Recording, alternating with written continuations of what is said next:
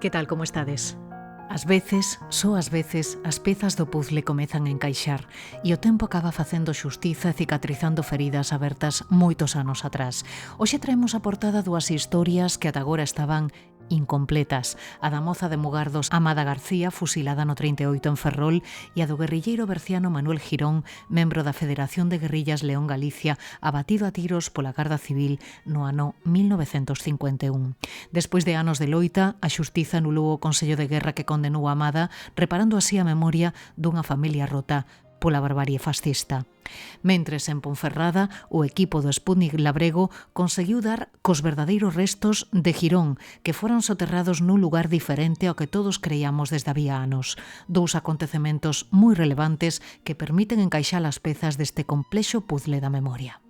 A Amadita saleu collida do brazo no señor maior, que se colocou frente ao pelotón con todo o mundo, que non dixo nada, ni arengou a nadie, e que, curiosamente, os primeiros disparos tamén é verdad, que só lle deron unha perna, os outros quedaron todos redondos e só lle deron unha perna. É dicir, que non lle dispararon os 8 soldados. O oficial Mamando, moi nervioso, pegoulle un tiro de gracia e outros tres que se movían, non? De feito, cando houve o levantamento do cadáver da Amada, hai moitos anos xa, se veía perfectamente o impacto da bala na base do cráneo. Pois unha emoción enorme, porque é certo que todas as víctimas son iguais, pero ao final o nome de Girón é moi importante aquí na comarca do Bierzo, é moi importante no noroeste. Entón, bueno, ser capaces de acadar esta chadego foi increíble para nós. Pero este puzzle da memoria que imos completando pouco a pouco faltanlle aínda moitas pezas, os nomes e apelidos dos centos e centos de persoas represaliadas polo franquismo.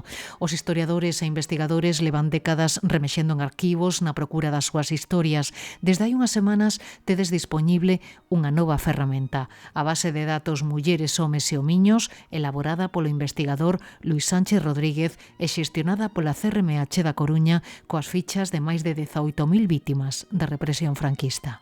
Durante 40 anos non se falou porque había medo e nos 40 seguintes tampouco se falou porque seguía habendo medo. E hoxe en día iso estámoslo pagando, porque esa falta de información está a conseguir que algunha xente pense que isto non ocorreu. Isto ocorreu. Mentres sucédense as iniciativas para tentar reparar a memoria dos represaliados, en Tui o Concello pide que se anulen os xuizos ditados durante a ditadura contra 137 veciños e veciñas do municipio que foron asasinados, encarcerados ou represaliados. As persoas que padeceron e as familias que sufriron pois estes xuicios e as posteriores condenas e a súa materialización, moito delas condenas a mortes, vai a significar públicamente pois obter ese reparo e recoñecemento da sociedade. En Padrón, mentres, a Asociación Feminista Moradaura está traballando para conseguir que a antiga azucreira de Iria Flavia, que albergou un campo de concentración durante a guerra, sexa recoñecida como lugar de memoria democrática. Non é só unha solicitude simbólica, non implicaría unha protección institucional, non se podería desvirtuar a súa historia real, existiría unha obriga legal de conservalo, de recoñecer oficialmente, non, o que ali aconteceu e tamén, por suposto, de reparar e de xerar esa xustiza cas vítimas que ali estuveron. Pero ademais hoxe queremos compartir con vos a iniciativa posta en marcha pola Comisión O Castro para recuperar o Museo Galego de Arte Contemporánea Carlos Maside de Sada, un edificio que presenta graves deficiencias ante o desleixo da administración e tamén dos seus administradores. O obxectivo, impulsar este espazo único deseñado por Díaz Pardo e Seoane e declarado BIC en xullo do ano pasado. Nin se impulsa, ninguén se fai cargo, ninguén cuida do museo e é precisamente o maior delito de todos. Eu o dixen dende que se fixo o anuncio da comisión.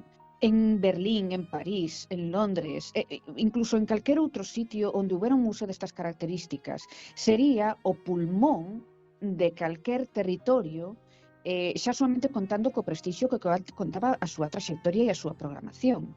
E, sin embargo, aquí está un museo como se non contara nada. Ese museo non é nada. De contado imos con todo isto, pero hai outros asuntos que foron noticia estes días, son as novas da memoria. O Partido Popular vota abaixo no Parlamento unha iniciativa legislativa popular que buscaba garantir a difusión e o coñecemento da figura de Castelao. A proposta, apoiada con 19.000 sinaturas, foi defendida pola exdeputada Pilar García Negro. Este Parlamento existe e a mesma Xunta existe grazas a Castelao resgatar in extremis o Estatuto Galego plebiscitado o 28 de xuño de 1936 e leválo a trámite o 1 de febreiro de 1938. Nacionalistas e socialistas reprocháronlle ao PP o bloqueo desta iniciativa e a súa estrategia de manipular o nome de Castelao. Carmen Pomar, PP, Silvia Longueira, PSDG e Ana Pontón, BNG.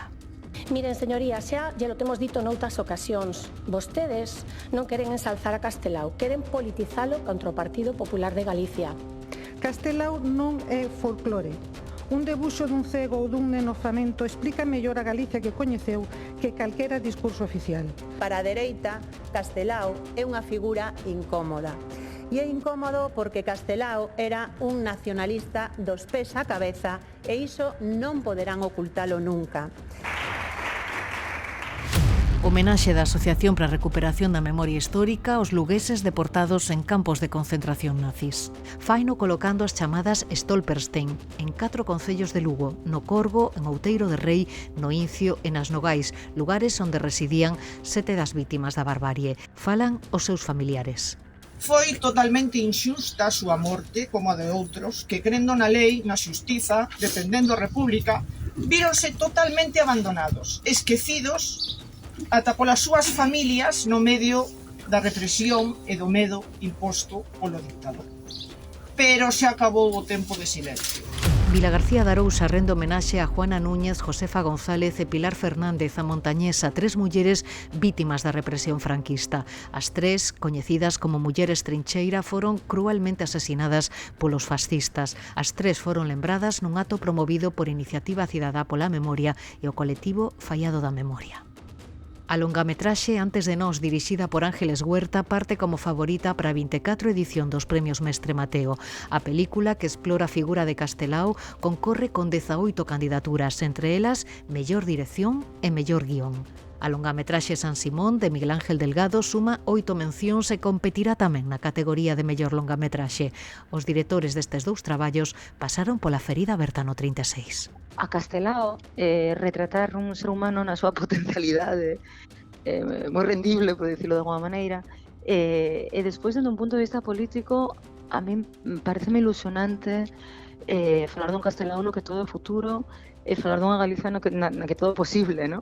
Muy contento por tener ya la oportunidad de compartir el fruto de todos estos años de trabajo y también de recuperar la memoria nuevamente, ¿no? En la forma de, en este caso, de película. Hai uns días dixémoslle adeus a un auténtico arquitecto da memoria, o intelectual vigués Xesús Alonso Montero, que xa dorme fora. Escritor, ensaísta, articulista, sociolingüista, expresidente da RAC, marxista convencido, militante do PC e unha figura imprescindible das nosas letras. Deixounos os 97 anos, tras unha vida plena dedicada ao estudo da literatura e da memoria. En ningún momento deixou de escribir.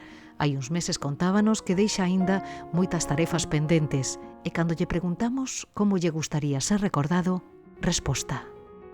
Eu creo que desde que teño uso de razón democrática tratei de poñer a miña vida e a miña obra ao servicio dunha causa que me parece a causa máis nobre que deu a humanidade, o marxismo. Se eu contribuín a que esta causa vaya adiante, pois, se me recordan por iso, é o único que de verdade me agradaría. A ferida aberta no 36, un podcast de Nuria López.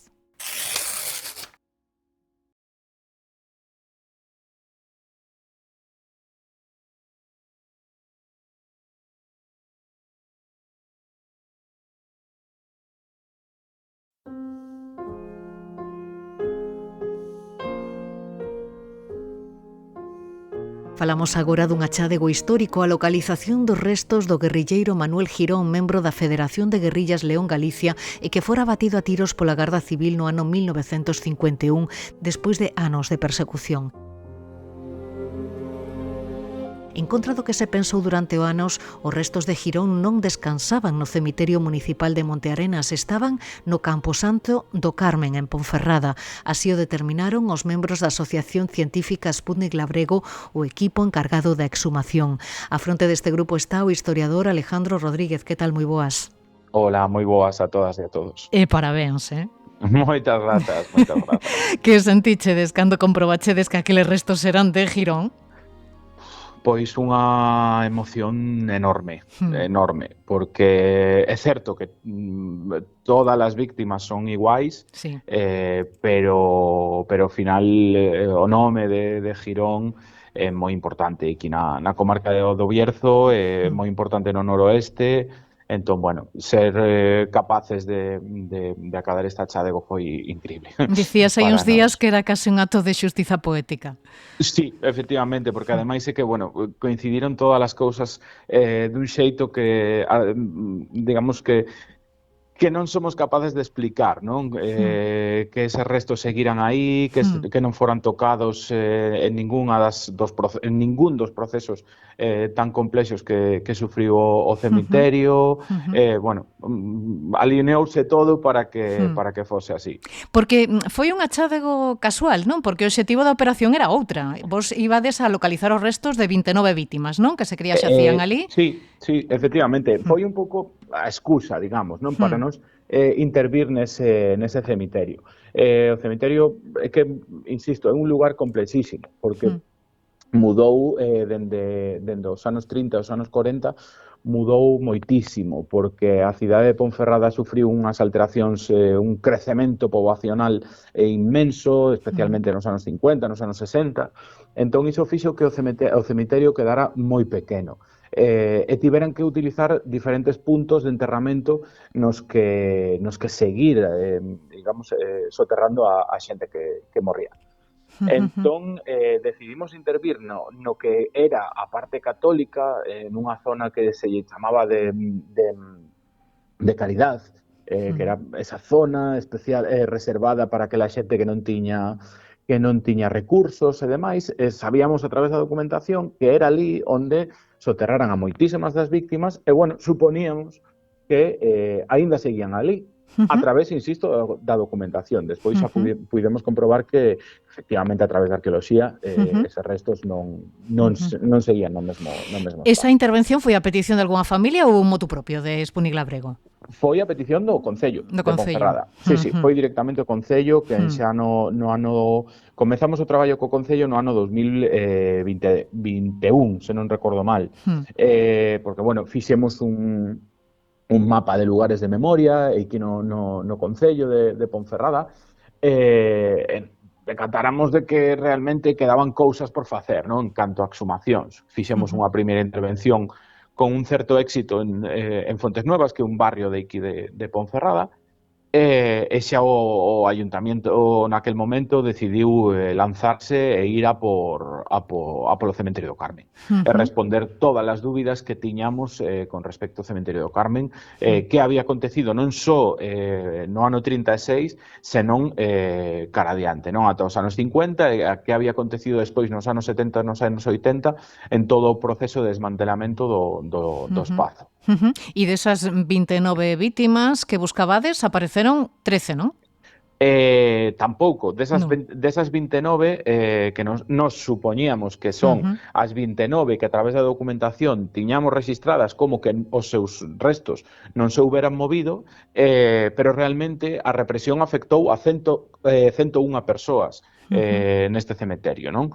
Entón, sabemos que esas 13 que nos temos son deses 101. Deses 101 totais, non? Entón é un proceso moito máis complexo aínda. Foise todo complexizándose a medida que avanzaba o proxecto. E o único que está identificado é Girón, non? Ou avanzouse algo desde aí? Polo de agora, sí. Polo de agora o único que temos identificado xenéticamente é Girón. E, bueno, a espera de que todo isto provoque que máis familias podan achegarse a nós e nos poder axudarlles a saber un pouco máis, a que se podan unir ao proxecto. De feito, xa temos unha familia máis que xa vai a entrar dentro deses cotexos xenéticos que fixemos, e algunha outra familia que contactou, aínda que, bueno, os restos dos seus seres queridos non están no cemiterio de Ponferrada, pero, bueno, trataremos de axudarlles tamén en todo o que poidamos. E como conseguichedes averiguar que el era Girón, tendo en conta que non o buscabades a él? Con que pistas contachedes, entón? Pois o primeiro foi descartar que a persoa que estaba enterrada no actual cementerio municipal fose Girón. Sí. E iso foi relativamente sinxelo.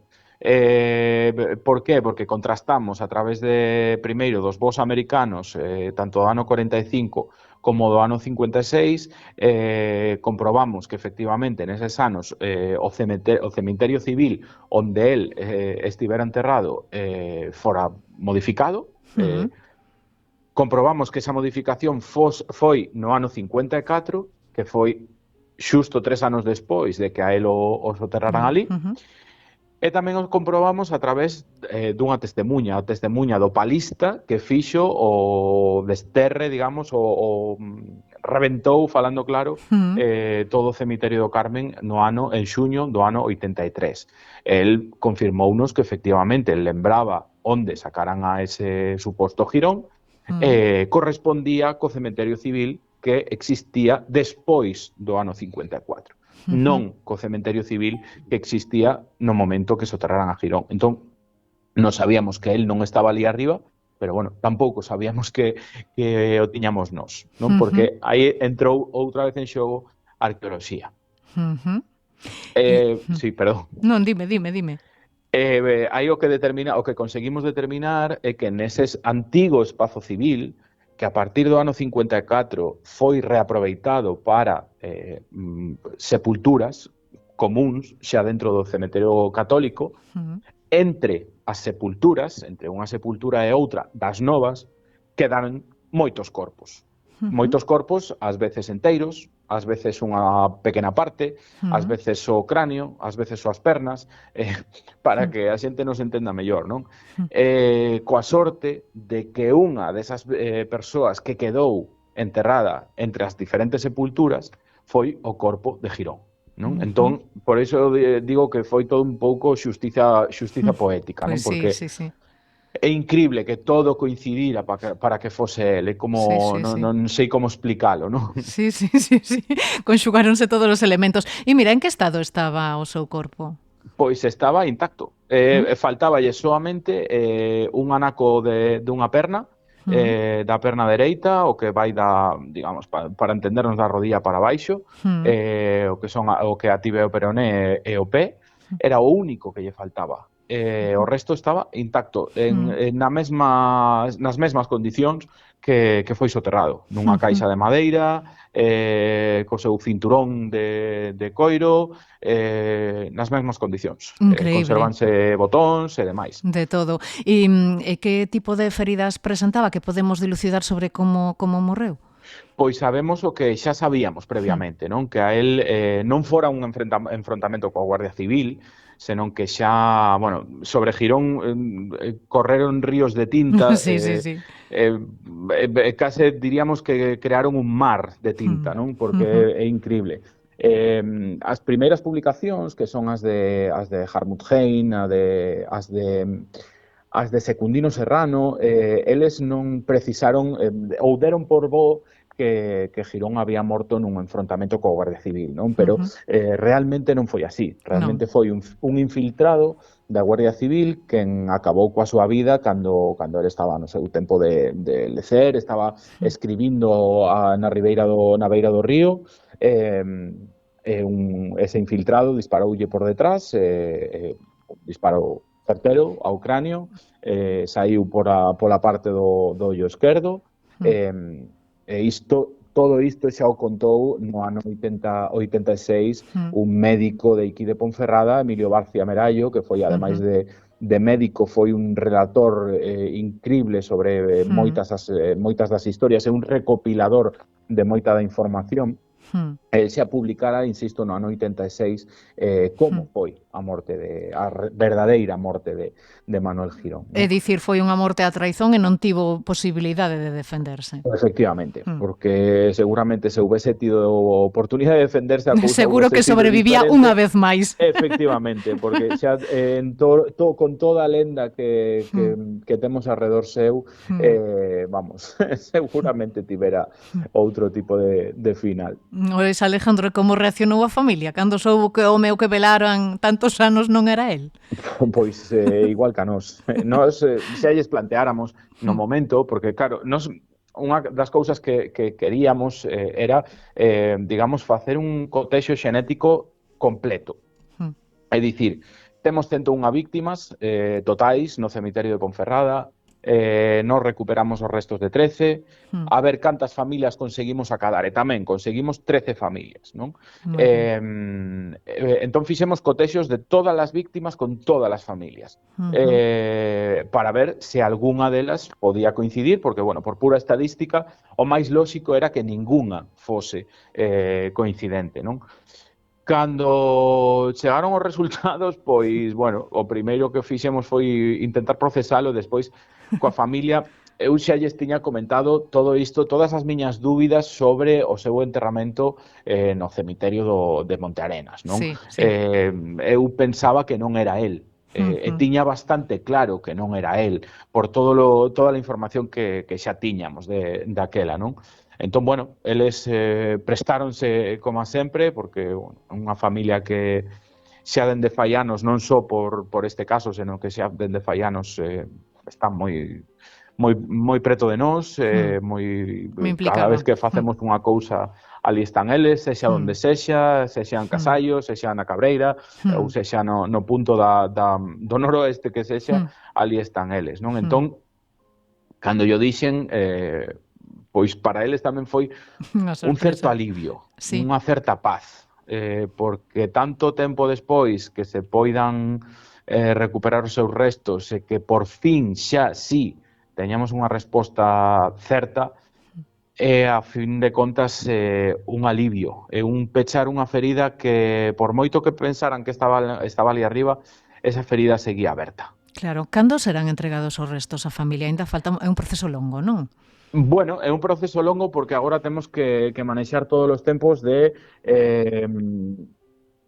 rematar os traballos de laboratorio, facer todas as fotos e todos os informes finais, que son, lóxicamente, por lei, se nos exixen como técnicos, pero vamos, calculamos que en torno a abril, maio, máis ou menos, faremos xa o acto de entrega de restos e de sepultura, non só de Girón, senón do resto das 13 persoas que tamén temos. Bueno, a min agora róndame unha cousa na cabeza.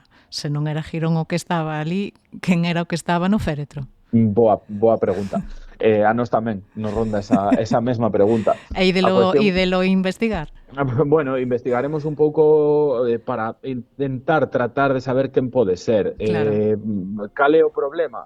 Que é unha persoa morta despois de 1954. Cantas persoas foron soterradas no cemiterio civil entre o 54 e o 65? Non o sabemos. Non o sabemos basicamente porque nos registros parroquiais non existe un registro dos soterramentos que se fixeran no cemiterio civil. Claro, igual nunca o saberemos, claro. É posible. Temos que ir agora mesmo ao registro civil e verificar a través de todas as defuncións que se inscribiron no no registro civil de Ponferrada durante eses 11 anos, ver todas as persoas que ali aparecen e ver se algunha aparece como enterrada en el cementerio civil. Porque, por exemplo, o corpo de Girón, o auténtico corpo de Girón, está soterrado como no cemiterio de Ponferrada e non aparece a referencia do cemiterio civil, non? Eso sabemos a través de outra documentación.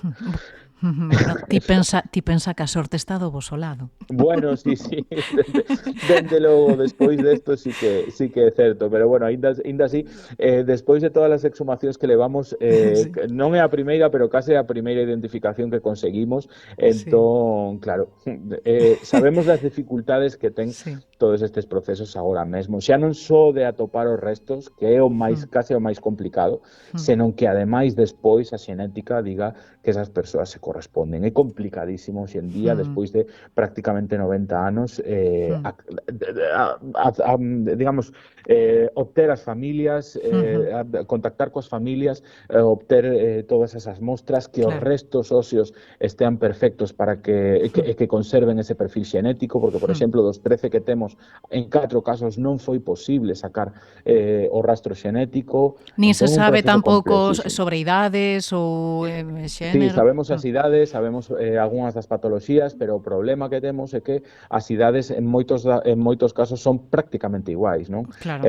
Máis en 101 víctimas, nos que un 90 e pico % son homes nunhas idades que van entre os 20 e os 30 e pico, 40 anos. Tampouco se sabe se son guerrilleiros, non se pode saber eso. Efectivamente, non o podemos saber. Sabemos de algún combatente, por exemplo, pola forma do seu enterramento, non? Pero tampouco sabemos se pode ser un guerrilleiro do ano 50 ou unha persoa morta o 20 de xullo do 36, non? Porque tampouco había ningunha prenda identificativa, ningunha outra pista, algún outro elemento, non? Que ás veces levan. En algúns casos sí, por exemplo, nun caso sí que tivemos esa sorte de que, bueno, apareceu con unha certa indumentaria que nos indica que esa persoa, pois, era un combatente, insisto. Era unha persoa que ou ben estaba escapada no monte ou ben morrera nos primeiros días dos enfrontamentos coa Guardia Civil, non?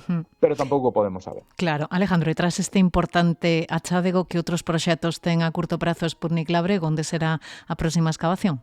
Pois, con respecto ás víctimas, digamos, do golpe de Estado e da violencia fascista, pois agora o seguinte obxectivo é tamén outro dos puntos centrais da represión aquí na comarca do Bierzo, non? Que é un lugar que se lle chama o Alto de Ocero.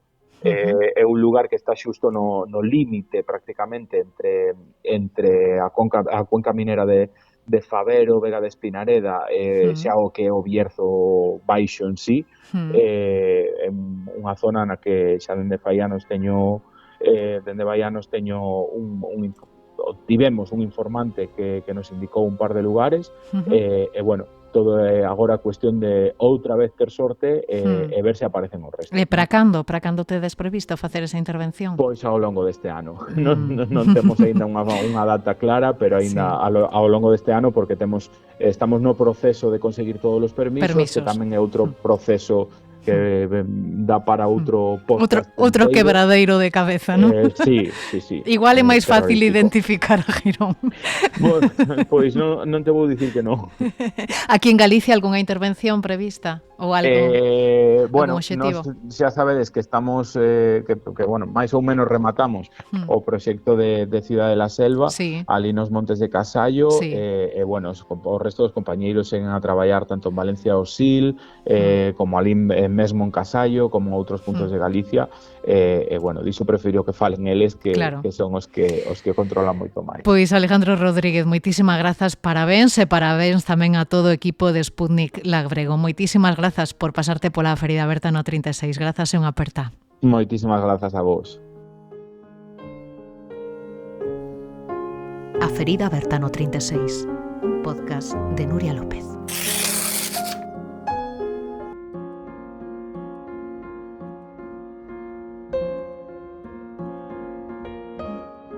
En Ferrol hai algunhas semanas asistimos a outra vitoria xurídica sen precedentes. A xustiza anulou o Consello de Guerra que condenou a pena capital a militante comunista Amada García, fusilada no Castelo de San Filipe en xaneiro de 1938. A resolución pretende reparar a memoria desta moza de Mugardos de 28 anos, unha das 8 mulleres executadas en Galicia tras o golpe do 36, logo de ser condenada a morte. Os fascistas acabaron coa súa vida apenas unhas semanas despois de dar a luz ao seu segundo fillo, Gabriel. Reconstruímos a historia de Amada coa axuda do seu biógrafo e historiador Bernardo Maiz. Bernardo Maiz, que tal? Benvido, como estás? Hola, boa tarde. Bueno, antes de nada, que supón esa anulación dese Consello de Guerra que coñecíamos hai uns días? Que sentiches ao coñecer a noticia? Pois mira, alivio porque foi unha... O sea, eu empecé con estudio son veciño do Concello de Mugardos e teño 75 anos, que de pequeno ia falar da Marita unha mártir, etc. E claro, a mí sempre me conmoveu a historia, pero por outro lado quería ter a objetividade do historiador. Entón, botei moitos anos Incluso se deu unha circunstancia que cando tiña un libro case acabado, me entrou un virus no ordenador e me borrou prácticamente todo e tuve que refacer o libro. Vaya, que mala sorte. E quedou mellor que como estaba aí, non? Pois mira, de feito, para que vexas o impacto, unhas veciñas miñas, no 80 e tantos anos actualmente, que a irmá dunha delas fora amiga da Amadita, tiña unha fotografía da Amadita e rezaban, como se fora unha santa. Entonces, hai unha amada, lógicamente, unha nena moi bonita, que cantou no coro da iglesia, e unha muller que coa República sucede como tantas outras persoas, de xente nova que descubren un mundo de libertades. Amada era unha moza comprometida, intelixente, militante, que participou activamente, non, na vida política da súa vila. Esta voz era moi politizada na época, non? Entonces, en contra o seu motivo de vida, defender os dereitos dos pobres, defender os dereitos das mulleres. De feito, era moi que falaba moi ben. A mí sorprendeume o que me decían unhas señoras que asistiron a este mitin, como sendo moi noviñas, un mitin no cine de Zárate de Mugardos, e vinieron outras mulleres tamén, pero que a Amadita era como unha llama viva no escenario, non? Con unha capacidade intelectual, con certas lecturas que, de feito, cando visitou Dolores Ibarruri a Pasioneros, visitou Ferrol, a mamá estaba no estrado con ela, non interveu en nada, pero esa tarde interveron Dolores Ibarruri, outras persoas e a Amada García no mitin no Salón Pelayo de Mugardos. Cando comeza a súa actividade política e sindical? Dentro do Pósito de Pescadores había un sindicato de la Aguja, que eran as redeiras.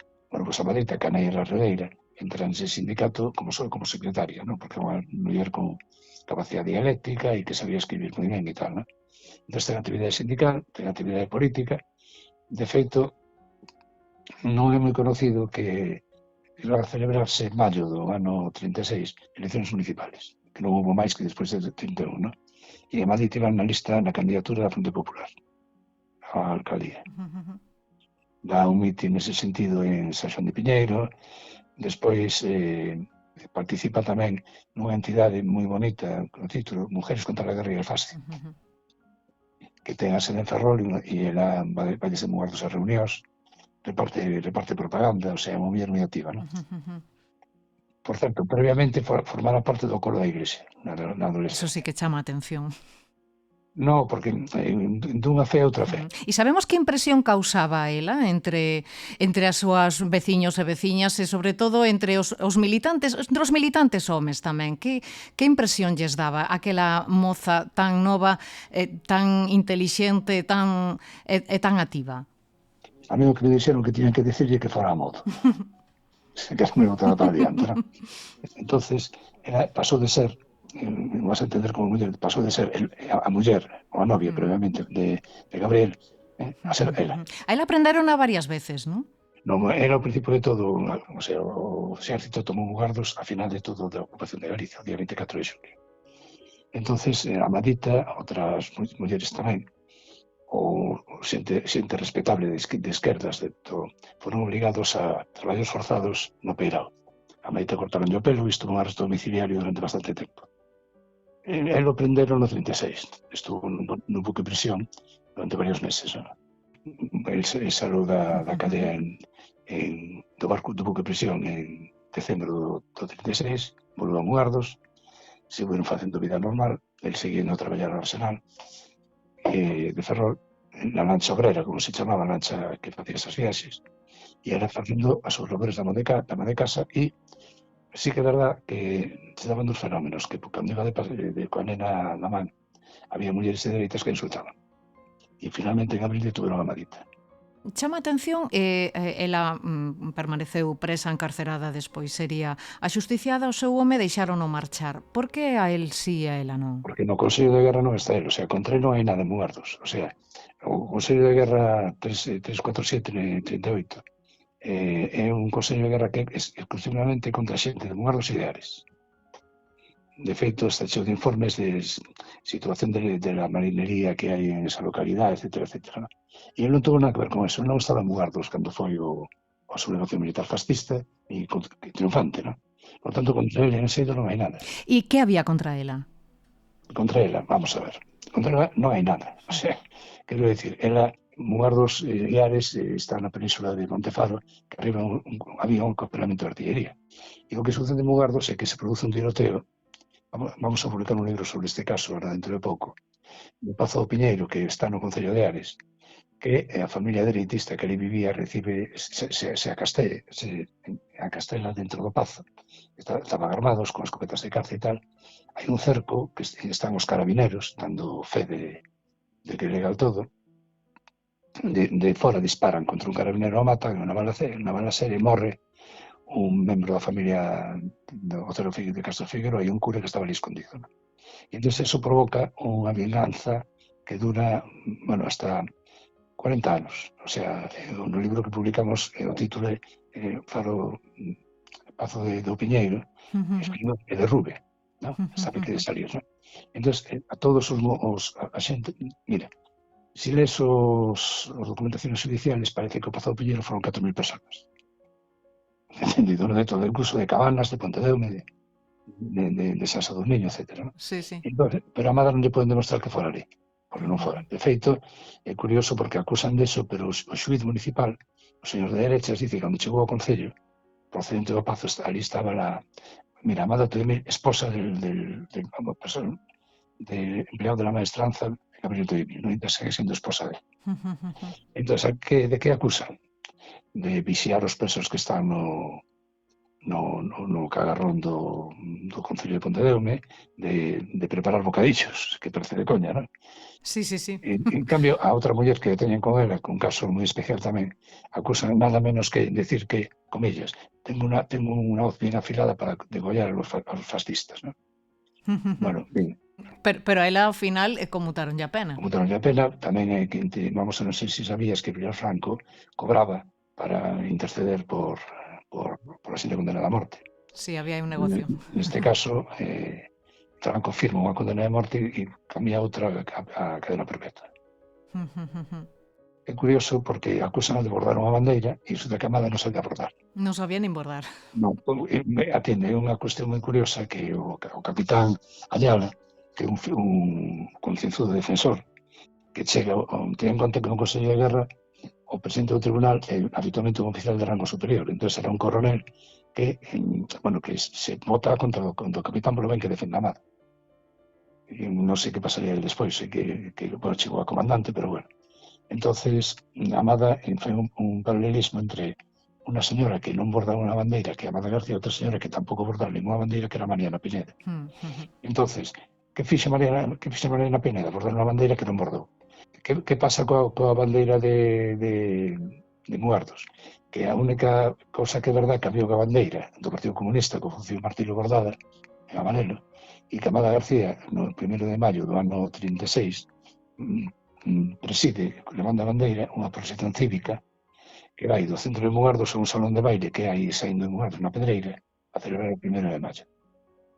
E para que vexas tamén un exemplo de radicalidade que naquele momento o coro de nenos dali canta o himno de la joven Guardia Roja. Neste acto, non? Despois de dar mítines. Por lo tanto, de ser literal comunista de acción, que é verdad que estaba afiliado ao Partido Comunista, o marido non. Por que crees que se fabula tanto sobre a historia de Amada? Porque é moito máis bonita a parte sentimental que a parte verídica. Por exemplo, sobre o fusilamento, correu unha versión. Según as versións moi piadosas, Armadita salió de la celda totalmente destrozada, sostenida por Roldós, que é un señor maior moi respetado, que fusilaron con ela, se desmayaba, envuelta en unha manta porque facía frío, etc. Segunda versión, Armadita salió moi inteira e arengou aos soldados, muchachos, disparados sin medo que iso son os mandados. E cal é a real? Non son mentiras as dúas. Armadita saleu. Mira, vamos a ver, eu tuvimos o privilexio de poder conocer ao médico non militar, sino un médico que estaba de soldado, que testificou a defunción dos outros que mataron, non? E tuve o privilexio de conocer a un soldado que estaba de retén. O sea, que non participou no pelotón porque non lle tocou. E que se desmayou cando foron os disparos. E a versión coincidente é que a Amadita saleu moi normal, collida ao do brazo un señor maior, eso sí, que se colocou frente ao pelotón con todo o mundo, que non dixo nada, ni arengou a nadie, e que, curiosamente, os primeiros disparos tamén é verdad que só lle deron unha perna, os outros que eran todos redondos, e só lle deron unha perna. É dicir, que non lle dispararon os 8 soldados.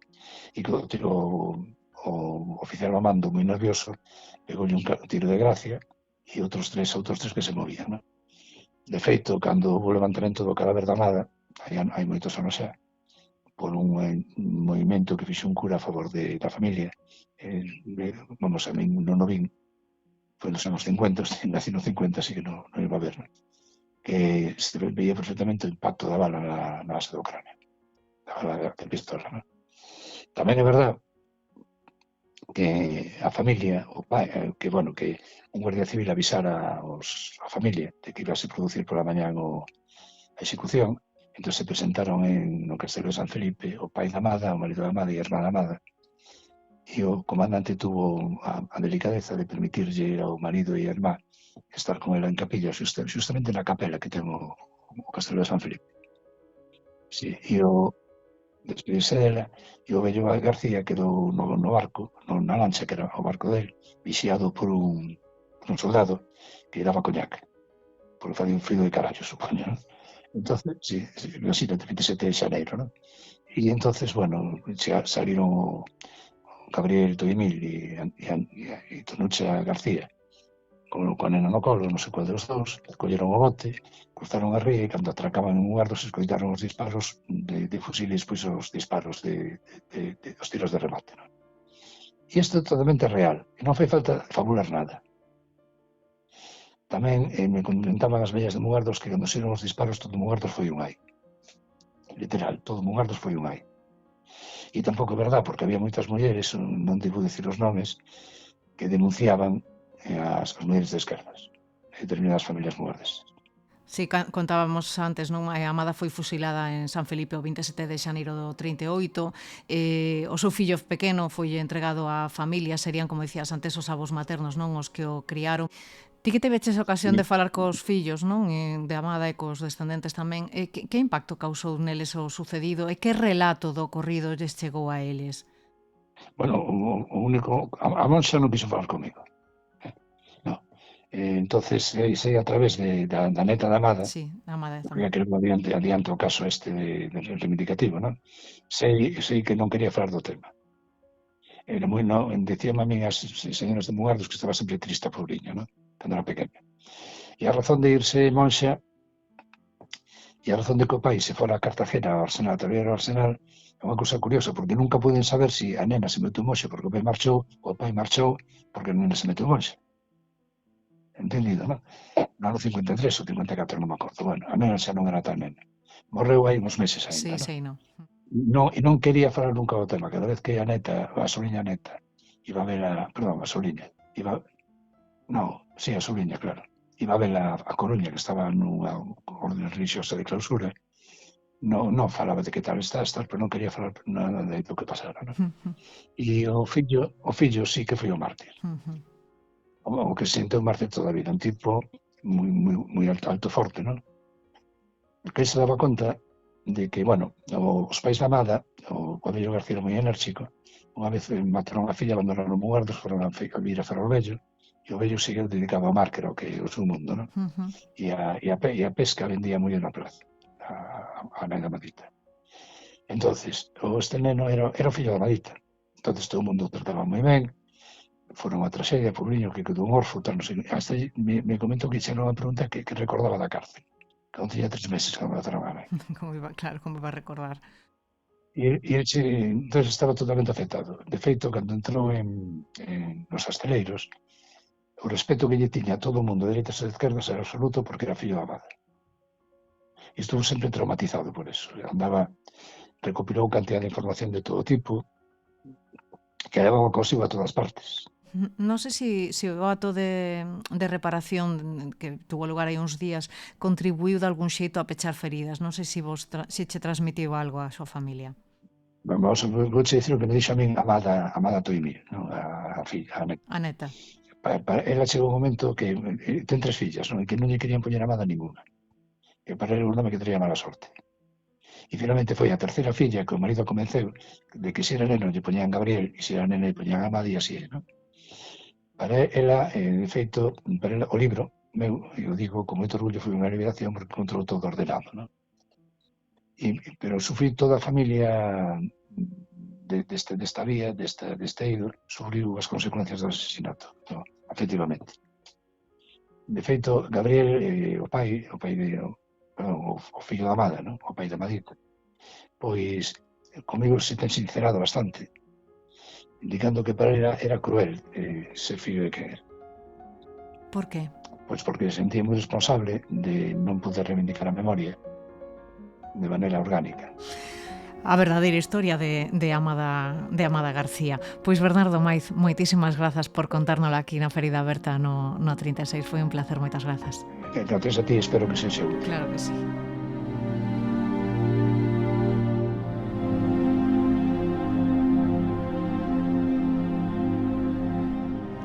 Apenas 2 semanas despois da anulación do Consello de Guerra que condenou a Amada García, a familia doutro mugartés represaliado na mesma causa acudiu aos xulgados a pedir a anulación da sentenza ditada contra ele e o seu recoñecemento como vítima da ditadura.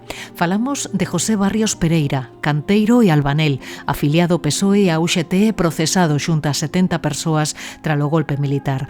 José foi tamén condenado a morte, pero a pena foille conmutada por cadea perpetua.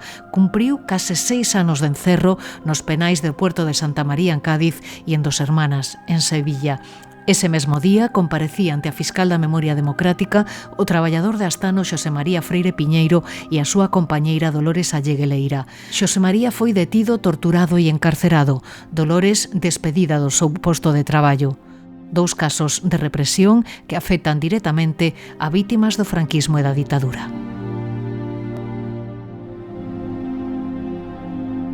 En Tui o Concello pide que se anulen os xuizos ditados durante a ditadura franquista contra 137 veciños e veciñas do municipio. Esta zona foi unha das máis castigadas tralo golpe militar. Queremos saber máis coa axuda do alcalde Enrique Cabaleiro. Que tal? Moi boas. Hola, que tal? Boa. Estamos falando dun municipio no que foron asasinadas, executadas 70 persoas, outras 67 procesadas, un concello, como digo, moi castigado polo franquismo, e agora o municipio quere reparar a memoria destas vítimas, non?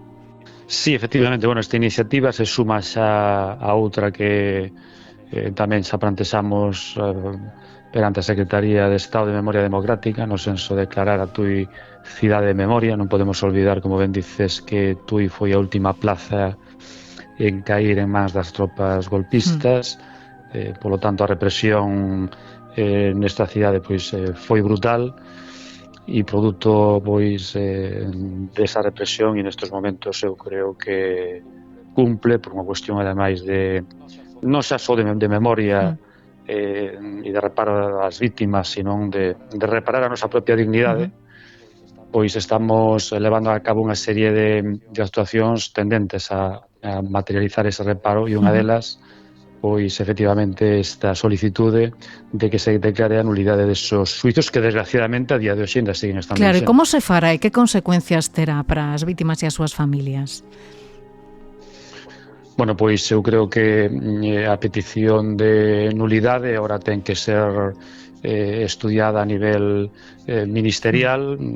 Somos optimistas de que isto poida ter un percorrido longo e unha boa finalización, e o que vai a significar para as vítimas pois posiblemente pois eso, o reparo da súa memoria, ou materializar un feito de que foron xulgadas de forma totalmente ilegal e arbitraria, que esos xuizos totalmente ilegais foron levados a cabo ademais polos golpistas sin as mínimas garantías exixidas nun proceso destas características, e polo tanto as persoas que padeceron e as familias que sufriron pois estes xuicios e as posteriores condenas e a súa materialización, moito delas condenas a mortes, pois polo menos pois podan ver reparada de algún xeito, ainda que sea dende o punto de vista ético, pois polo menos eu creo que para eles tamén vai a significar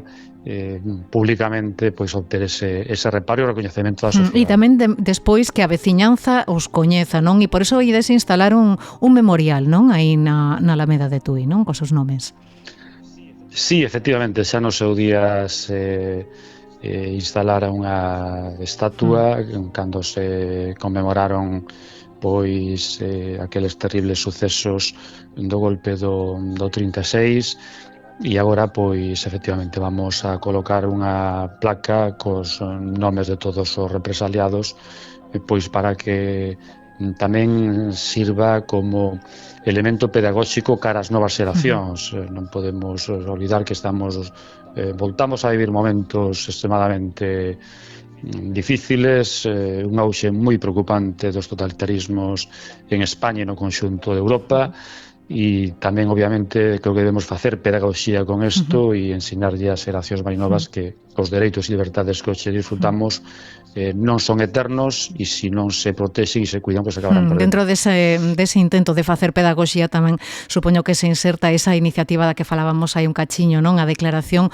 de lugares de memoria tamén dentro do Concello de Tui. Creo que hai a solicitude realizada, non sei se de xeito formal, o Ministerio de Política Territorial e Memoria Democrática de 4 enclaves, non? Do Concello de Tui que queren que sexan recoñecidos como tal. Cales serían eses lugares? Bueno, pois un deles é os Xardíns da Alameda, que foi un lugar onde se materializaron a meirande parte das execucións. Outro sería o propio cartel da Guardia Civil. Non podemos olvidar que o grupo de carabineros ali destinado foron un dos grandes represaliados. Tamén o edificio onde se encontra o destacamento de Marina na actualidade. Tamén naquel momento ese destacamento, os militares que estaban ali destinados, fieles á República, pois tamén foron na súa meirande parte represaliados. Outro lugar é a volta da Moura, que é un espacio tamén tristemente coñecido por materializar eses fusilamentos ilegais e que compartimos xunto con Salceda.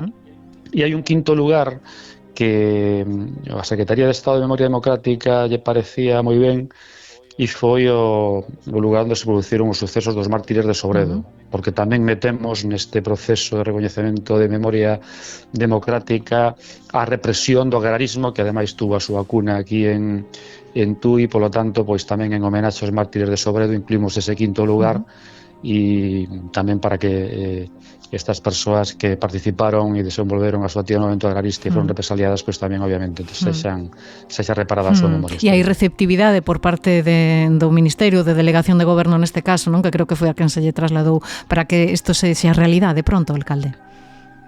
Sí, a ver, isto xa fai máis dun ano que o trasladamos á Secretaría de Estado de Memoria Democrática, onte yo recordamos ao delegado do Goberno. En principio, pois a Secretaría de Estado, de xeito informal, pois nos trasladaba que estaban estudiando a declaración de Tui. É certo que hai nestes momentos, pois teñen sobre a mesa moitas declaracións, moitas solicitudes de declaración de memoria. Eles querían, creo que, establecer en cada provincia non máis de 3 sitios, e un deles na provincia de Pontevedra sería Tui, e estamos agardando esa resolución. Pois agardemos que sexa así. Pois, alcalde Enrique Cabaleiro, moitísimas grazas por atendernos e unha aperta. Nada, moitas gracias a vos e foi un placer.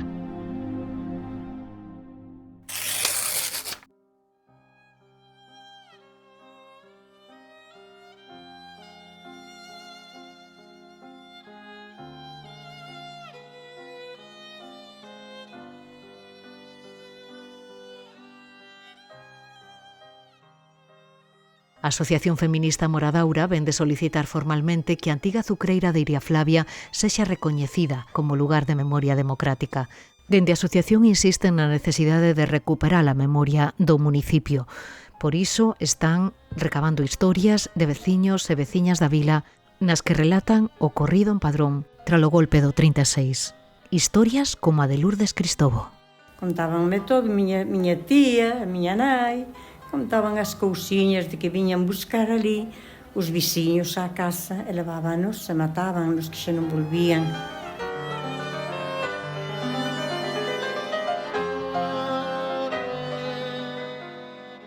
E meu pai traballaba na Bicusa, tiña un amigo que era de por aquí tamén, e dicíalle, vanme a vir a buscar á casa, Moncho, vanme vir buscar á casa, vanme a matar. E meu pai dicíalle, que va, hombre, que va, agora xa está, pasou todo e non, que te van a matar, non te veñen a buscar. Pero así foi, viñeron a buscar, levárono, viñeron 2 guardias de Iria, levárono por aquí pola retén polo monte, levárono ao monte que iban dar un paseo, e fixeron uns pavos como unha esqueira, e trouxeron ali estiradiño e nos mirando como o traían polo regueiro dali da Retén. Nos xeremos grandes e vimos todo como o traían así mortiño ali estiradiño. Non foi unha peniña moi grande, porque xa non había guerra, nena, non había nada.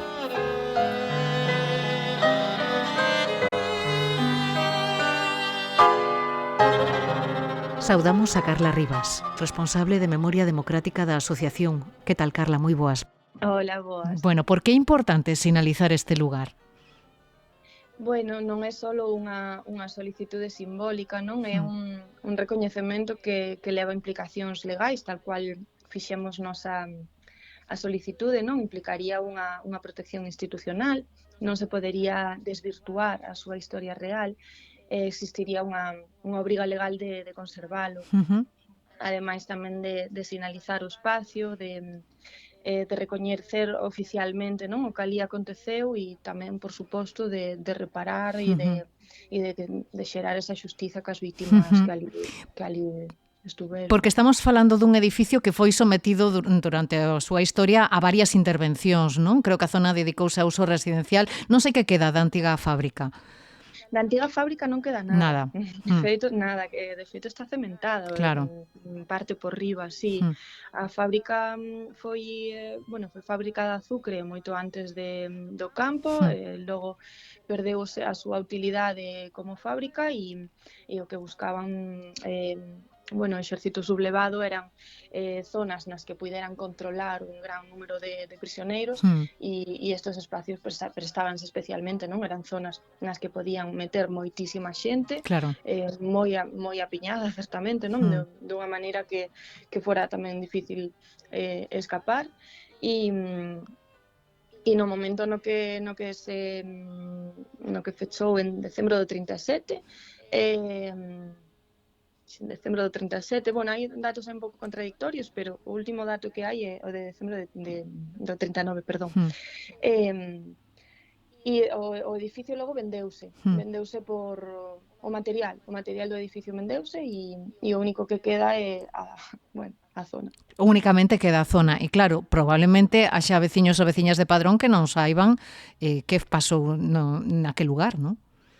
Moitas veciñas, de feito sorprendínme de que pensei que ao mellor era algo máis asociada a xente máis nova, non? A xeracións máis actuais, pero que hai xente de xeracións máis, pois digamos, fillas ou incluso netas da guerra que non coñecen que ali houve un campo. Vos dicíades que non se trata de colocar unha placa, non? Hai tamén que facer pedagogía, non? E explicar que foi o que aconteceu ali, no interior do que foron esos muros. Evidentemente, claro, nos en todo momento consideramos que é necesario facer, protexelo, conservalo e integrar, integrar tamén na sociedade que foi ali o que aconteceu, sinalalo publicamente, non só unha placa ou un monolítico, que tamén sería necesario facer monolito, pero si garantir o seu coñecemento pola cidadanía e o seu valor como elemento pedagóxico e tamén como elemento de reflexión, non, de como esa historia nos construe como sociedade hoxe en día. Contan os historiadores que ese campo tiña capacidade para 1.700 presos, pero como pasou noutros espazos similares, chegou a haber case o dobre, non? Durante o tempo no que estivo operativo e con unhas condicións de vida penosas, non? Tal e como deixaron relatado algúns reclusos, non? Sí, de feito, sí que hai historias recollidas que, no libro de Santos e de Costa recolleron, non son capaces de facer un número exacto, de feito hai algunha, contan que no relativo a mortes, non? Que había máis caixas que defuncións, sí, o número evidentemente está totalmente falseado, pero sí, os datos das memorias que les recolleron, como de algúns dos presos ou de Camilo Grasar, sí que recollen que estaban totalmente hacinados, as condicións eran pésimas, tremendas. Falta de hixiene, moita fame, non? A que eran sometidos os internos, unhas circunstancias, como dicía antes, que se repiten, non, en moitos destes campos. Parece ser que o de Padrón pois era especialmente represivo e sí que contan algúns presos que pasaron por outros campos que o de Padrón foi un dos máis represivos do Estado. E fronte a esa crueldade, temos constancia da existencia dunha gran rede de solidariedade veciñal, non? Que se achegaban ata ali para levarlles comida e tamén supoño que un pouco de conversa, non? Sí, eso é un pouco a nosa idea, non? Porque ao final nós somos unha asociación feminista e o que nos gustaba era recuperar, bueno, unha das cousas que nos encontramos é que hai moitas historias alrededor dos homes, ao final a guerra sempre ten ese rostro masculino, pero que facíamos nós? Que pasaba cas mulleres? Que estaban facendo? Que vida tiñamos? Solo coidábamos? Que sucedía, non? Con nós? E resulta que non. E resulta que había, bueno, hai moitas máis historias que están moi agochadas, que nos está costando moito atopar, e, bueno, é necesario aportar esa mirada feminista, non? Esa perspectiva de xénero. Supoño que estás falando das madriñas, non? Das que acudían a eses campos a lavarlles a roupa e tamén de paso, pois, botarlles unha man, non? E darlles tamén de comer e darlle un pouco de agarimo, non? En certo modo, porque en realidade en Padrón o que aconteceu, que como que che decía antes, que quen dirixía o campo era especialmente cruento e especialmente represivo, non permitía que as mulleres se achegaran. Nin mulleres, nin nenos. Sí que hai, contaron no seu momento testemunhas que viviron dende fora como crianzas, que non podían, que ás veces achegábanse e mandábanos de volta ca comida ou ca roupa lavada ou que por fora. Entonces, digamos que en Padrón incluso negaron a labor de coidar. Non sei se queda algunha testemuña viva daquela época que poida acreditar o que ali aconteceu. Nós estamos buscando e a verdade Aínda non atopáchedes. O que atopamos son fillas de xente que o viviu, pero sí, pero directamente non. Porque supoño que o obxectivo tamén é intentar montar ese puzzle, non? A ver se conseguides atopar máis información, non? Sobre o que aconteceu aí nese campo de Iria. Sí, máis información e, bueno, agora mesmo tamén estamos buscando en arquivos no Concello, estamos buscando testemuñas, grabando, anda que non sexan testemuñas directas e polo menos fillas desas testemuñas ou fillos desas mulleres que sí que estuveron cerca. E que vos contaron? Que foi o que vos contaron? Por agora estamos agardando. Aínda non empezáchedes. Sí, cas fillas sí que temos grabadas varias deixamos varias voces en audiovisual, non, para ter un pouco todo guardado e sí que, por exemplo, como historias de mulleres eu creo que especialmente llamativa a das mulleres, as irmás Meniño, non, en Pontecesures, da que supemos que a través dunha denuncia, non, dirixida ao xefe provincial da Falanxe por parte do xefe local de Pontecesures, que poñía en coñecemento que un grupo de mulleres apodadas as bolcheviques, a golpe de puño en alto e tal e como dicía o escrito, facendo alarde de su izquierdismo, increparon a uns militares que custodiaban un convoi de prisioneiros que viñan precisamente para o campo, e increpábanos polas pésimas condicións nos que os levaban, non? Pois que contábamos antes, moita fame, sin roupa, sin nada. E cando o tren arrancou cara a Padrón, pois elas tiráronse as vías, según o escrito, que no que se recolle, no que o xefe local recollía, non? A historia. Elas tiraron as vías e logo eles engadían que non podían transixir, que vou ler porque o teño por aquí. Sí.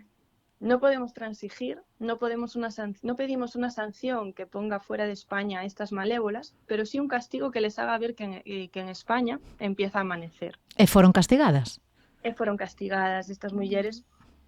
Foron as irmás Meniño, por exemplo, foron destituídas do seu traballo en Telefónica na vila e foron fortemente represaliadas, pois foron rapadas, foron rociadas con aceite de ricino, bueno, un pouco que fixeron tamén con Bríxida Muñiz, non? A única muller concelleira, efectivamente. Sí, durante a Segunda República, bueno, pois igual, propinaron palizas, a única finalidade de humillar e de demostrar que pois que teñen poder sobre os nosos corpos e sobre as nosas vidas, non? Ao final. Unha iniciativa fantástica que estades facendo desde a asociación. Non sei como van os trámites e se crees que hai vontade política para conseguir este recoñecemento. Bueno, seguimos agardando, o escrito metémolo en novembro e estamos agardando. Sí que é certo que se fixeron obras alrededor do campo, pero non temos coñecemento de cal vai ser o camiño para recuperar esa memoria. Sí que hai vontade de diálogo con nós, eso sí que sí que é certo que o hai. Pero bueno, que queremos que o que decíamos antes, que non se desvirtúe este espazo, non nos vale crear algo con nombre de historia, non, queremos que se recoñezca administrativamente e incitamos ao goberno local a que sí se faga. Pois agardamos que así sexa. Carla Rivas, pois moitísimas grazas por pasarte por aquí para contárnoslo. Grazas e unha aperta. Graciñas. Grazas, Carla.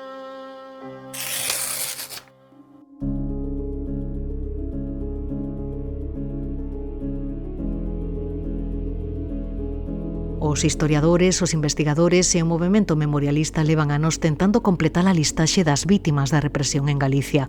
O proxecto Nomes e Voces ten contabilizadas alrededor de 14.000. Desde hai unhas semanas contamos cunha nova ferramenta, a base de datos mulleres, homes e homiños creada polo investigador Luis Sánchez Rodríguez e impulsada pola Comisión para a Recuperación da Memoria Histórica da Coruña. Que tal, Luis? Moi boas. Hola, boas tardes, Nuria. Pois ben, aquí estamos recollendo ainda algúns datos que me están mandando por correo electrónico sobre algún erro, algunha corrección, algunha ampliación sobre a base, que haberá moitas, pero bueno, eu estou tentando contestar o día. Supoño que non te moverás de diante do ordenador, non? Desde hai anos. Si, xa levo moitos anos, de feito, eu penso que xa estou quedando algo pitoño de dedicarlle tanto tempo. Si, creo que levabas traballando 11 anos neste proxecto, non? Que reúne unhas 18.280 fichas. Bueno, seguramente que a día de hoxe xa son máis. Sí, xa tiven que engadir algunha e teño aí un arquivo que me acaban de achegar que tamén teño que revisar, supoño que incorporarei algunhas máis de aí tamén, pero xa digo, é un traballo que lle queda moito que engadir porque as vítimas foron moitas. Sempre dis que é un traballo moi vivo, non? Que se fai cada día coas achegas das persoas que deciden acudir a ti. Eu que me pregunto, Luís, e supoño que xa te preguntaría máis veces, que leva un licenciado en Dereito, empregado público da Administración xa xubilado a meterse nun traballo destas características? Como nace este proxecto? Bueno, o proxecto naceu, de feito, ainda estaba en activo, porque empecé con el en abril do ano 14, de 2014,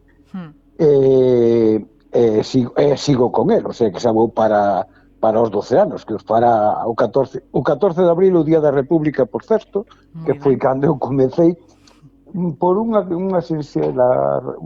razón sincera, é que a mí sempre me gustou moito a historia, e deste tema eu oía falar a meu pai, pero nunca lle prestara demasiada atención, e un día pois cheguei a pensar que era unha cousa que había que mirar, e puseme con foucellas, e de foucellas, pois claro, fun acadando e recadando nomes e máis nomes, ata chegar aos 18.000. Por que foucellas?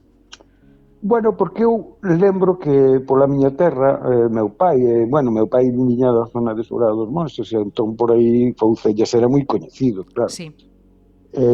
Porque era a súa zona de actuación. E sempre me falaba del, el era xente forestal, e no monte ali en Baio houbo tamén a partida de Penacamino, estuvo ali que atentaran en Vimianzo contra o cuartel e tal, estuveran... Parece ser que en varias casas de Baio acubilladas, e sempre me falaba dese tema, non se falaba por ningún lado, pero meu pai sempre me andaba con esos dos Foucellas para aquí e para lá.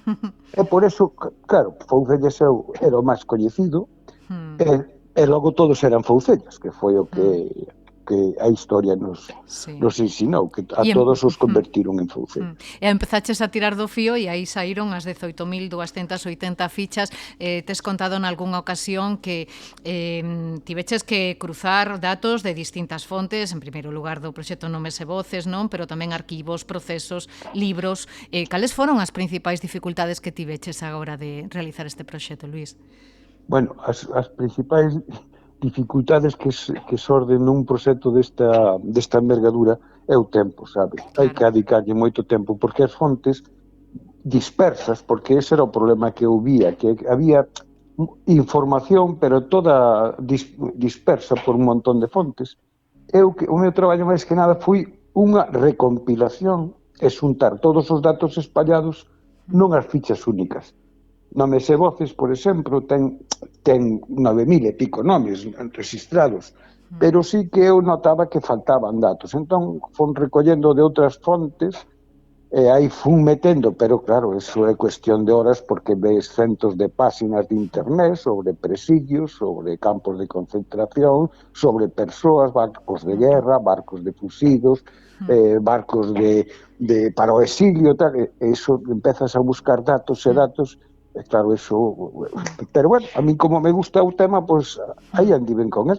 Sí, hai moitas listaxes de vítimas, hai menos de represores, aínda que sí aparecen xa moitos nomes grazas ao inmenso traballo dos nosos historiadores e investigadores. Neste caso, ti tamén decidiches meter o nome dos vitimarios, non? Dentro desta base de datos. Sí, non hai moitos, porque eu buscando así, tú lle das, ten unha pestana a páxina que pon represores, me parece que se registran como 617, non?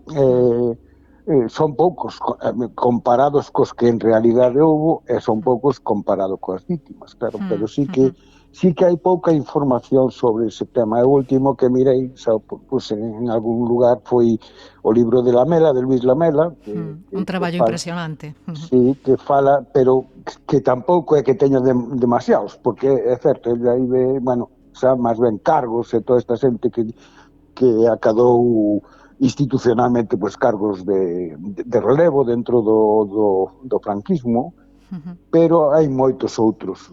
Que pasa? Que moitos destos tamén é certo, eu digo, eran persoas que eran funcionarios da Garda Civil ou da Policía Nacional, que, bueno, acataban ordes, pero, en todo caso, ainda acatando ordes, hai que poñelos nese lado, claro. Claro, detrás destes 18.000 nomes hai outras tantas historias, claro, detrás, non? Que nos dan unha idea do que foi o alcance da represión franquista en Galicia, Luís.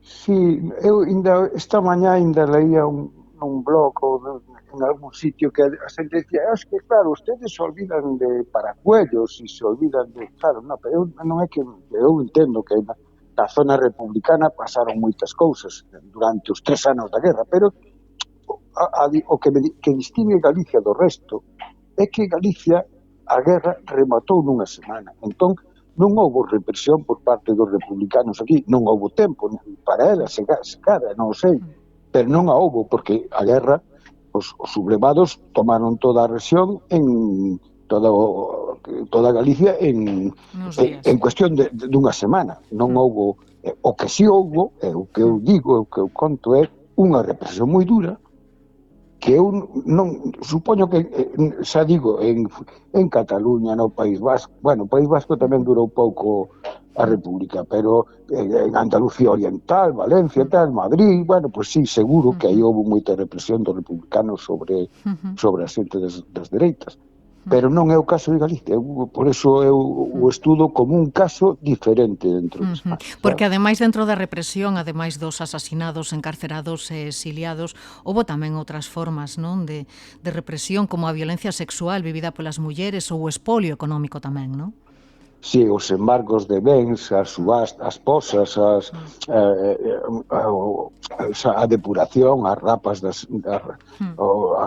señoras, o maltrato físico e sobre todo sexual en moitos casos, claro, esas cousas, en moitos casos o das mulleres era outra cousa que me doía, porque tampouco estaba moi desenvolto, e sí que é certo que, home, os que morreron, mágoa deles, non? Que é unha tristeza enorme, é unha debacle, pero as mulleres que quedaron pasaron moi mal. Hai que ter en conta que na maioría dos casos dependían económicamente do traballo dos seus homes, non como hoxe, que, bueno, a Deus grazas estamos máis paritarios, e a muller e o home pois compiten por os postos de traballo, pero daquela realmente quen traía o sustento era o home.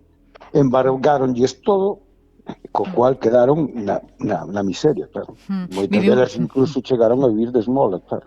Vivimos tempos difíciles onde o bulo, o negacionismo, a equidistancia, o brancamento da ultradereita se está impoñendo, non, sobre a racionalidade. Por iso son tan importantes traballos como este, Luís, non, que poñen branco sobre negro, non, e falan dunha realidade que nos machacou durante décadas.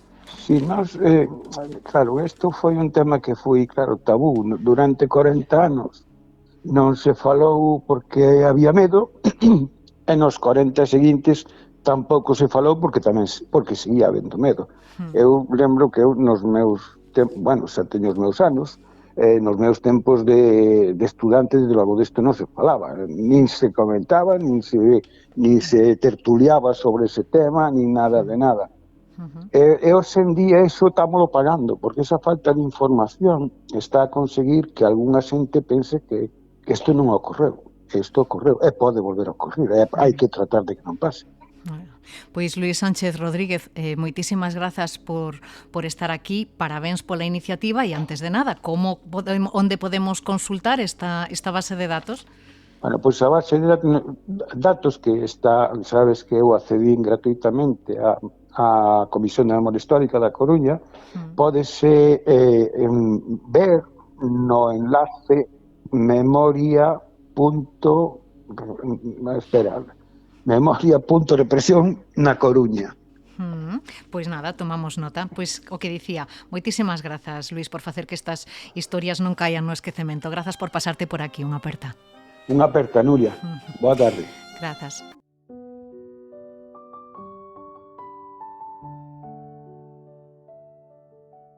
Pero ademais hoxe poñémolo foco en todo un símbolo da nosa memoria cultural que están deixando esmorecer. Falamos do Museo Galego de Arte Contemporánea Carlos Maside de Sada, declarado en xullo pasado Ben de Interese Cultural. Malia esta declaración, esta xoia deseñada por Seoane Díaz Pardo está totalmente abandonada co risco que iso supón para as pezas que albergan no seu interior. Para facer fronte a este desleixo nace a Comisión O Castro que coordina Iria Friné Rivera. Iria, que tal? Moi boas. Moi boa tarde. Bueno, como e por que nace esta iniciativa, Iria? Que foi o que fixo saltar as alarmas? O que fixo saltar as alarmas foi moi sinxelo. Realmente foi un proceso de anos, de acordo? Cando me refiro de anos, me refiro que dende a morte de Isaac Díaz Pardo, Isaac era realmente quen velaba por ese museo. De feito, me consta que unha das primeiras cousas que el sempre facía era sair da súa casa e ir a ver o museo. Todos os días. Pero unha vez que el morreu, ese museo esfarelou, e así estivo durante anos, ata que fai 2 anos, por unha cuestión de protección, porque naturalmente a xente non é cega, a xente coñece moi ben o museo, de acordo, sobre todo en Sada, pero naturalmente en toda Galicia, e máis alá incluso. E o caso é que fai 2 anos solicitouse e pediuse que o museo fora declarado ben de interés cultural, porque se queira ou non, un ben de interés cultural ten que estar preservado, ten que estar conservado, e naturalmente iso implica tamén pois que teña, neste caso sendo un museo, unha programación e que se todo un espacio demanda condicións, de acordo? O que sucede é que un ben de interés cultural é un proceso que requiere de informes, que requiere de firmas, en ese sentido de órganos consultativos, en este caso foi a Real Academia Galega de Belas Artes, o Consello da Cultura Galega, a Universidade Galega, moita xente máis, e foi un proceso que durou 2 anos. O que aconteceu foi que chegou o xullo do 2025 e isto, naturalmente, é un proceso que xa de por sí é complexo. Cando chega o momento da caducidade, e o momento da caducidade era o 1 de agosto, Naturalmente era mediados de xullo, aquí non acontecía nada, non sucedía nada, e foi entón cando a xente que sabía perfectamente que estaba a levarse a cabo o proceso de declaración BIC, en canto viu que isto non iba para diante, foi cando se convocou por parte da cidadanía, ademais, porque foron asambleas de cidadanía, as que solicitaron saber que é o que estaba ocurrindo aquí. E foi a partir de cando sucederon estas asambleas que foi entón cando foi tal o clamor, por así decirlo, que foi entón cando se deu luz verde a declaración de ben de interés cultural do Museo Galego de Arte Contemporánea Carlos Maside. Agora ben, ainda que entrou en vigor como ben de interés cultural a partir do 1 de agosto, sin embargo, e mesmo en setembro se dixo que iba haber unha programación do museo, etc., non sucedeu absolutamente nada en estos 6 meses. E como se explica Absolutamente isto? nada. Como se explica isto? Pois é unha pregunta que a min me están facendo cada 2 por 3, a verdade. É dicir, dende que xurdiu a Comisión do Castro, a xente, de feito, eu creo que unha das preguntas que máis me repite a xente é precisamente que está a suceder. Claro, porque Como de entrada unha esperaría que con a declaración de Vic foi o inicio dunha etapa de recuperación, non? Pero ese efecto non se está producindo e o museo segue sen actividade, non? E tampouco sin explicacións da administración. Non por parte prácticamente de ninguén, e o certo é que un podría pensar que tal vez a pregunta de como se chegou ata aquí pode vir da xente do gremio, cando firo xente do gremio, xente de historia da arte, da conservación, que efectivamente sí, pero tamén moitas outras persoas que coñeceron a inxente programación que se facía dende 1970, porque hubo moita xente que era mestre, xente que era coñecedora, que era investigadora, que lle gustaba a programación que se facía dende a época de Isaac e de Luis Seoane, no sentido, o digo, de acordo, de que eles xa estaban facendo un exercicio práctico, pedagóxico, de proxección social nun museo como era o Carlos Maside, moito antes de que se instauraran aquí moitos outros museos, de acordo? E, sin embargo, claro, a xente está abraiada de que por parte prácticamente de ninguén nin se impulsa, ninguén se fai cargo, ninguén cuida do museo, prácticamente que é unha inutilidade, con perdón, e é precisamente o maior delito de todos. Eu o dixen dende que se fixo o anuncio da comisión. En Berlín, en París, en Londres, incluso en calquer outro sitio onde houbera un museo destas características, sería o pulmón de calquer territorio, xa somente contando co prestixio que contaba a súa traxectoria e a súa programación. E, sin embargo, aquí está un museo como se non contara nada, como se fose nada. Ese museo non é nada. Con todo o simbolismo que ten, con toda a programación que tivo, con toda a colección que ten, con todo o que podería beneficiar a todo o mundo. E, sin embargo, é a maior invisibilización que se pode ter. Claro, porque o Carlos Maside non é o que diste, non é un museo calquera, é moito máis cunha colección de pezas, non? Forma parte dun todo que deseñaron Díaz Pardo e Seoane, no que puxeron as súas ilusións e que levan sendo desde hai décadas todo un referente na construción da memoria da nosa Galicia, non? Un pouco tamén o que está pasando co Museo Carlos Maside, o que pasa tamén ca Factoría de Sargadelos, parece ser un símbolo da querencia que hai pola cultura neste país, non? E que precisamente a Comisión O Castro está integrada dentro do que é a Comisión para a Recuperación da Memoria Histórica da Coruña. E isto ten moito que ver precisamente porque cando un leu o manifesto do Laboratorio de Formas, unha das cousas que se di é que o Museo Carlos Maside está orientado a un exercicio de memoria histórica. E isto ten moito que ver non somente ca memoria histórica que puido ter lugar co pai de Isaac Díaz Pardo, que foi Camilo Díaz Valiño, que tamén foi mestre de Luis Seoane, e que toda a arquitectura que ten, todas as referencias artísticas que ten, a colección de artistas que ten, a documentación histórica que garda, moitas das cuestións que están aí referenciadas, empezando por Castelao, co Estatuto de Galicia e os cartéis, todo iso é un exercicio de memoria histórica non somente galega, senón mesmamente europea, porque se está facendo memoria histórica con todo o que aconteceu en Rusia, na Alemania de Weimar, nos anos 20, nos anos 30, do antimilitarismo que había naquela época, na consecución de paz a través do coñecemento, do Seminario de Estudos Galegos.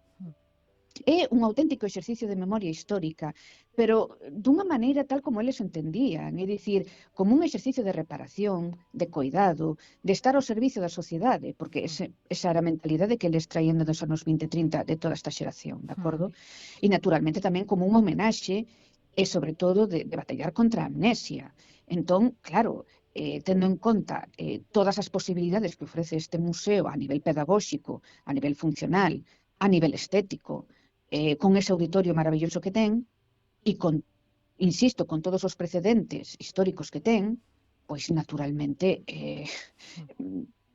a verdade é que é unha situación absolutamente complexa e que francamente deixa máis interrogantes que respostas. É dicir, por que está a acontecer todo isto? Que intereses existen en ter este museo sin ningún tipo de actividade? Gustaríame falar tamén do estado, non, que presenta o edificio tanto por dentro como por fora, non? Vos falades de desleixo. Estruturalmente, que ibas presentar o edificio? Como dixen anteriormente, un museo sempre exixe condicións. Sempre exixen condicións de coidado, condicións de temperatura, condicións de clima, necesita un equipo, por exemplo, necesita un equipo de restauración, necesita un equipo de conservación, de documentación, de hemeroteca, de biblioteca, de observación de como está a estructura, porque Isaac Díaz Pardo no seu momento dixera que el quería que o edificio fora o máis sinxelo, incluso materialmente, o cal require pois ter moito cuidado co que son as estruturas porque son, bueno, non son de materiais particularmente duros, de acordo? Entón hai que ser bastante cuidadoso, pero sobre todo está a cuestión do interior, é dicir, como é a iluminación, como está disposta, como están as obras de arte, por exemplo, porque ali hai escultura, hai pintura, hai grabado, hai escenografía. Entón, claro, eso naturalmente exixe ter as cousas como é debido, non simplemente pechadas, como se fose unha vitrina. Porque ali dentro siguen as 2000 pezas, non? Que leva engardando de toda a vida o edificio, non? Non, ali está recoñecida o que é a colección. O que acontece, por exemplo, é que na declaración BIC non está recollida o que é a documentación histórica, que esa sí que está guardada. E esa é unha das cousas que nos reclamábamos tamén, que fose declarada BIC tamén a documentación. E sabemos en que estado están as pezas que alberga o museo, Iria? Se non hai auditorías non se pode saber. Ese é o problema tamén, que non se fan auditorías. Porque ademais estamos falando de pezas únicas, non? Aí hai pezas de Castelao, de Soane, de Díaz Pardo, de Maside, de Laxeiro, non? É unha riqueza que está correndo risco de estragarse para sempre, non? Se un museo non cumple con unhas condicións de clima, de temperatura, de iluminación, e de pintura, é dicir, de cando me estou referindo de pintura, me estou referindo a pintura, por exemplo, das paredes ou dos teitos, é un peligro bastante latente. Cales son as pezas máis singulares que garda o museo?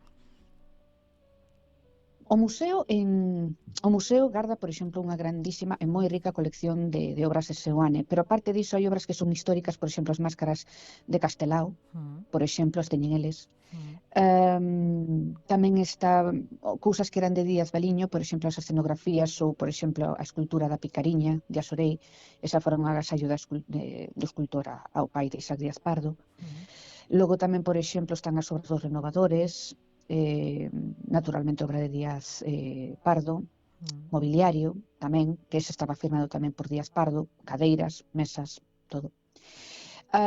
Posiblemente a obra máis singular sexa o que a instalación de fondo que está no auditorio, non porque sexa unha obra de arte como pode ser unha pintura, unha escultura, senón por lo que implica todo o que é a elaboración e o deseño, porque aí a verdade é que Díaz Pardo lle fixe un grandísimo homenaxe ás vanguardas rusas. E o propio nome, dicir, Museo Galego de Arte Contemporánea Carlos Maside xa está indicando prácticamente en que consiste de homenaxe tamén que tipo de obras existen aí dentro, non? É dicir, o propio museo xa en si mesmo, tanto por contido como por continente, é unha obra de arte. De acordo, dicir, a nivel arquitectónico é tan impecable como o contido que ten.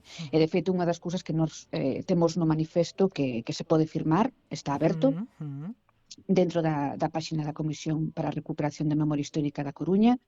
Aí está explicado que é a Comisión O Castro, está explicado que é o que se reclama e que se pode firmar. Como está funcionando esa campaña de recolle de sinaturas, Siria? Porque levades moi pouquiño tempo, creo que xa tendes bastantes sinaturas, bastantes apoios.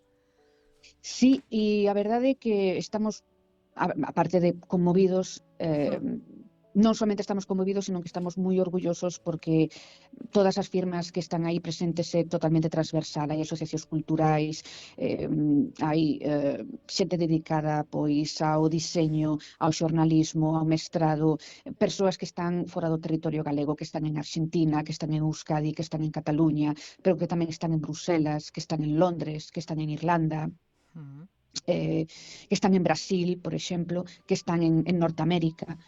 Están dende grupos musicais pasando por persoas que se dedican a investigación privada, que son historiadores, que son escritores, pero tamén persoas que simplemente lle queren ao museo, que aprecian a memoria de Isaac Díaz Pardo e de Luis Seoane, que comprenden perfectamente a significación que ten este museo, non?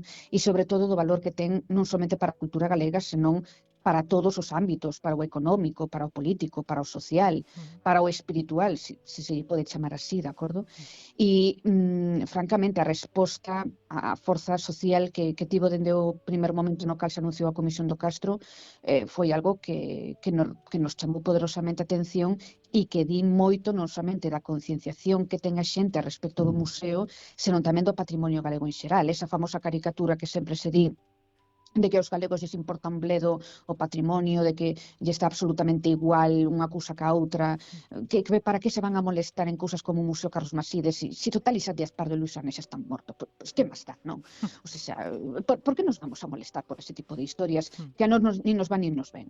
Bueno, pois, frente a esa caricatura que supoño que moitos lles prestará, sin embargo, a resposta di totalmente o contrario. A realidade lle leva a contraria á caricatura. E a verdade é que é un motivo de orgullo total e absoluto. Claro que sí. Non sei se tedes deseñado algún calendario de accións, cales son os pasos que pretendedes seguir de agora en diante?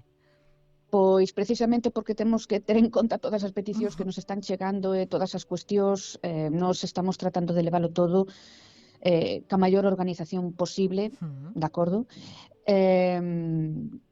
E iso tamén implica, naturalmente, pois, naturalmente, se nos solicita unha entrevista, pois se fala, non? Isto forma parte tamén da organización, divulgar a situación do museo, que se pode facer, cales son as súas posibilidades, de acordo?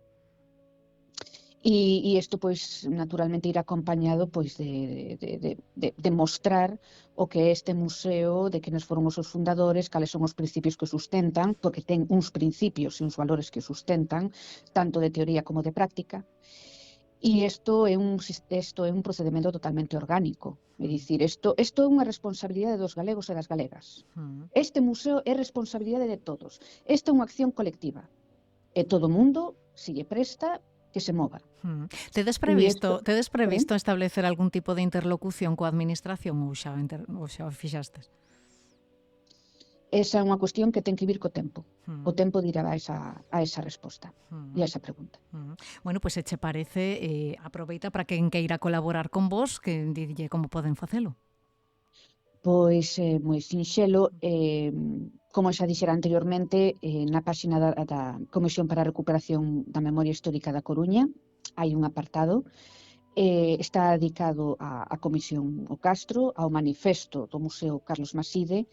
Pódese ler, pódese espallar, pódese compartir, de acordo? Está en base virtual.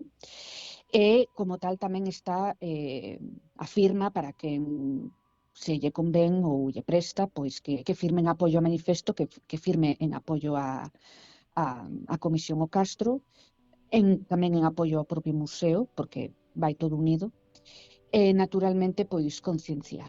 É moi importante concienciar porque, é dicir, era xente moi válida. Todos eles, Luis Seoane, Colmeiro, Maside, todos eles eran xente moi válida. E é o tipo de xente, Díaz Pardo, todos eles, que somente se dan en unha época moi concreta da historia. Non volven outra vez a aparecer ata que as circunstancias se dan. E non se pode agardar a que volvan a aparecer unhas circunstancias tan terribles como as deles para que se volva a facer algo tan extraordinario como o Museo Carlos Maside. Entón temos dúas opcións, ou ser pasivos e deixar que as cousas vayan como vayan, as circunstancias, ou ben tomar a iniciativa e ser responsables do enormísimo legado que non somente deixou estas persoas en museo, en Edificios O Castro, no Instituto Galego de Información, porque se eles tiveron a forza para aguantar a guerra, a destrucción, o exilio, regresar e construir, nós, tendo en conta os nosos tempos, podemos tamén facelo e podemos dar a batalla polo Carlos Maside. Claro que sí, pois Siria Freiné, moitas grazas por acompañarnos polo labor que estades realizando e moita sorte nesta loita polo legado de todos e de todas, ao fin e ao cabo. Grazas, Siria, un pico. Moitísimas grazas a vos.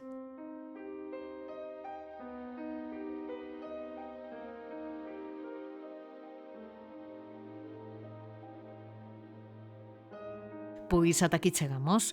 Moitas grazas a Bernardo, a Enrique, a Alejandro, Luís, Carla e Iria por achegarvos a Ferida Aberta no 36 e axudarnos a facer memoria. Moi pronto volveremos con máis historias como estas. Xa sabes que podes atoparnos en Spotify, iBooks, YouTube e Apple Podcast. Ata cando queiras.